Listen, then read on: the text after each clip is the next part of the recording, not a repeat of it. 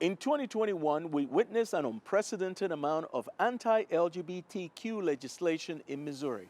The bills were specifically aimed at denying the rights of transgender Missourians in everything from healthcare to participating in sports. Civil rights organizations, families, and individuals worked together to fight the advancement of the many anti-trans bills. One of the individuals who was at the forefront of the fight for the rights of LGBTQ people is our guest for this special Pride edition of En Breve, Kendall Martinez-Wright. We'll be right back with Kendall Martinez-Wright.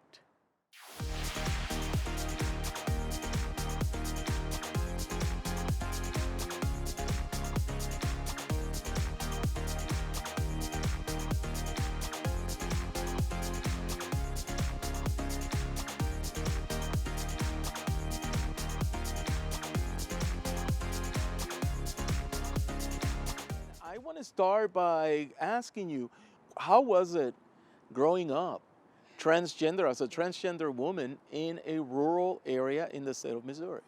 It was like a telenovela, but it was a blessing and still a learning experience.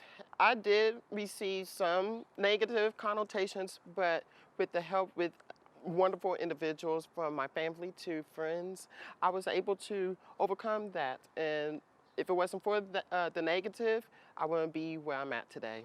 So you're doing a lot of work in Jefferson City, and you have made history because you're the first transgender woman to be working with politicians in the state of Missouri. So tell me about your experience as somebody that works in Jefferson City. It has been an incredible experience. Being able to talk to people on both sides of the aisle, Republicans, Democrats, the Senate, and the House, it has been wonderful. So that makes me think, what propelled you to think politics as a career?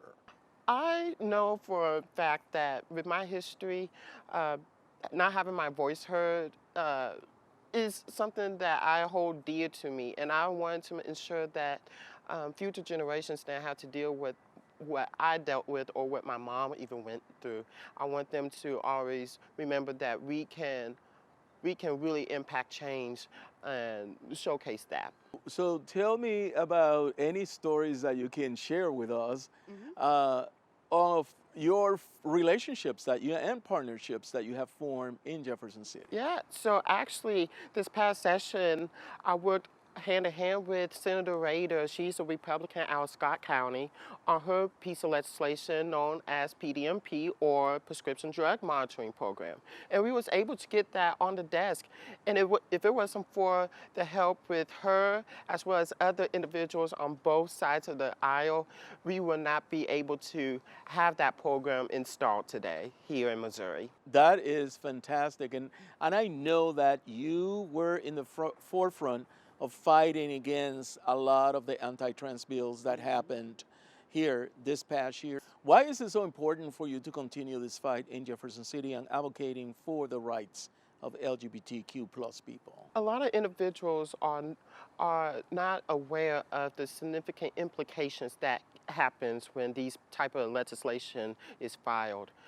They do it simply out of not knowing about the trans community. And I think with me being in that building and having good relationships with various representatives and senators, as well as fellow lobbyists and other individuals on the Republican side, I think that's what it takes to be able to be that coalition builder, as well as get legislation such as HJR 53 not succeed in both of the chambers. Oh, so any other stories that you want to share about the change that you've seen of a legislator, being against something, when it comes to transgender or when it comes to LGBTQ, and then changing their mind?